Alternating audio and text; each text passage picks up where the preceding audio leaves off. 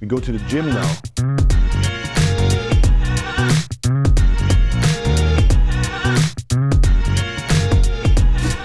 So guys, we're driving now to a different gym because my friend Goran has agreed to let us do a couple of edits there, because usually obviously I don't drive there. But what is important is movement is huge when it comes to health optimization and longevity. And for me personally, I'm just an athlete ever since I was a kid. So the most fun part of my day is actually, or one of the biggest things for me is actually my workouts in the morning, to move. Because when I wake up in the morning, I have high adrenaline, I have high cortisol. We have measured this in the blood work a couple of times. I'm a typical hunter. Therefore, I need to do something to get that body in a flow state, to get that energy which is in my brain, maybe a bit of anxiety or whatever in the morning, to move this energy. So for people like me, athletes in general, that have a high adrenaline, dopamine, working out in the morning has just been a game changer for me. I'm doing this, I think I do this for at least 5, even more years. So I'm training for 20 years now, so this is just part of my life. But at one point with all the kids I have, I needed to find a structure. And then I realized, hey, when is the best time to get these 2 credits of my day in? For me, that's my me time. So this is the morning. So usually after my apple cider vinegar and my pre-workout shake and maybe a black coffee, I go down into my own gym, which we don't film right now because it's a little bit tiny, or into an external gym to have a workout. I work out 4 to 5 times a week, depending on my workload, in the clinic, off the clinic, with all these projects. So I have to take care of my regeneration too, because this is my me time, gets me into flow. It's just an amazing day, amazing time to start the day. And the quote I'm always using is, emotion comes from motion, guys. And it couldn't be more true, because movement will get you there. Whatever you feel right now, whatever you think, if you have anxiety or like too many thoughts in your head, or you're a little bit grumpy in the morning, trust me, some sort of movement will get you in the flow. I do a workout and then a little bit of cardio, but you don't need to work out. It's just fine. You go outside and look into the sun and walk for 20 minutes. Just move that body. That's most important. So therefore you see me doing this a lot. So it's a big part of my daily routine is sport. But coming from being a skater and skating 3+ hours a day as a kid, maybe even more, being active all day long, in my surgical schedule and with being a dad and a husband, I don't have more than 2 hours for me, which is already a lot to squeeze it out. So I appreciate that time, and yeah, this gets me into flow, and afterwards I'm balanced. I think I don't lose any energy from training. I actually get more energy, more balanced, more dialed in, and then after focusing on me and my health first, then I'm ready to kickstart the day. And basically from then onwards, it's family time, it's eating, it's surgery time, it's project time. So from there on, it's just smashing it and doing things for others, but it's not necessarily for me. So that's why I start with this.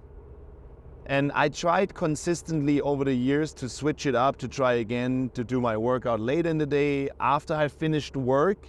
But as soon as I focus on work first, it feels like I get super stressed. Whereas if I focus on me being into balance and investing in optimal health with that movement pattern, I'm grounded, I'm in flow. So I enjoy it. It's different to other people. I enjoy working out, and you don't need to motivate me. We have to schedule recovery days, because otherwise I would probably do it every single day, which is also not good. I'm a high achiever guy, high dopamine, high adrenaline. So being a doctor myself too, is really important to realize that besides all that push, push, push, go, go, go, yang, yang, yang, we also need the yin side of things to balance it out. So I see my daily life kind of like a season in itself. So the day in the morning is like sunrise.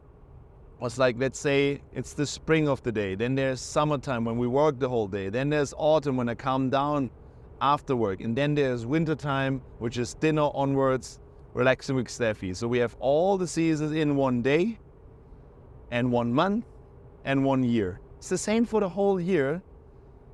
The energy is not always the same, so you maybe realize that during summer, you more go, more push, you tend to achieve more and finalize projects.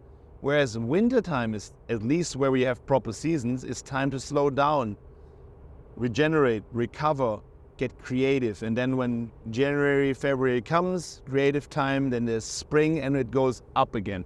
So this is the same for on a daily basis. And yeah, therefore emotion comes from motion, guys. Works against any sort of mental health issues, works against any sort of chronic health issues.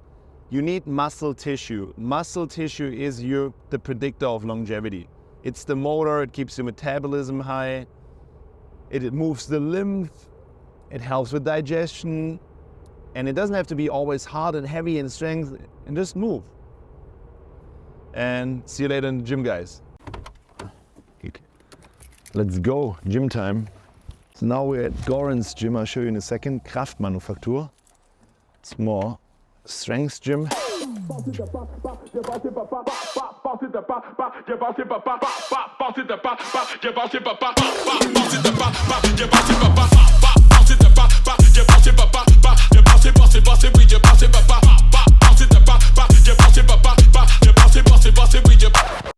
I should do curls in the squat rack. I'm just warming up a little bit. Okay. I have a 5-day split. That means more like a bro split. Individually, I do back workout 1 day. It's back and abs, chest, with a bit of calves. Rest day, then I have an arms day. Shoulders and legs, obviously a leg day. So 5 days if I'm good with my workload. But again, I also have a coach. In this case, it's Neil. Cheers to the Yoda, who checks in with me twice a week so I know what to do.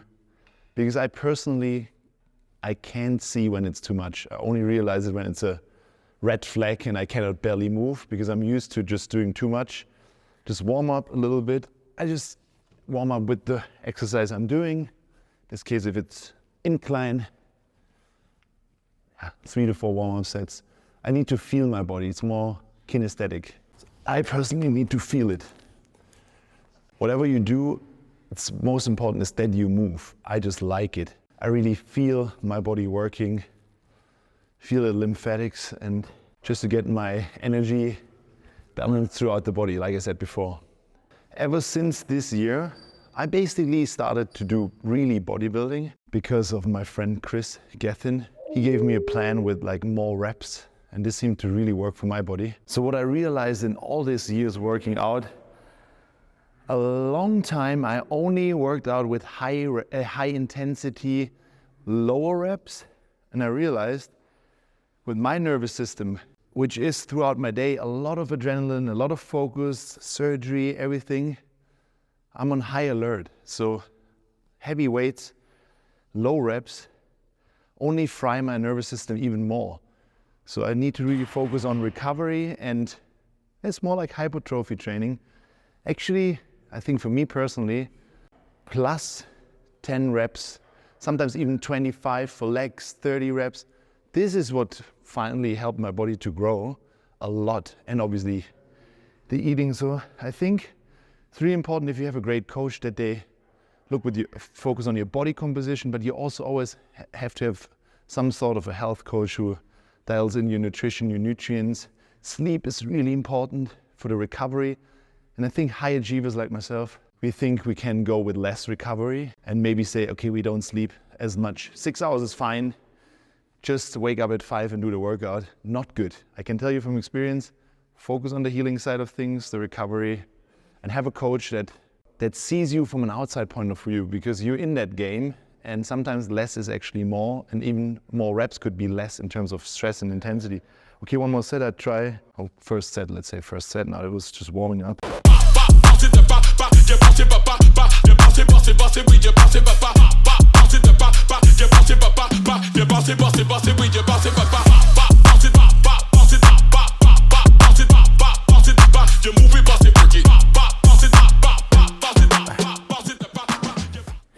Guys, big fan of Arnold Schwarzenegger, you know.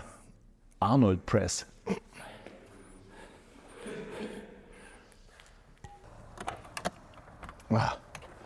Meal number 2. Luckily, I'm always prepared because you never know what happens, but you will be hungry. That's for certain, right?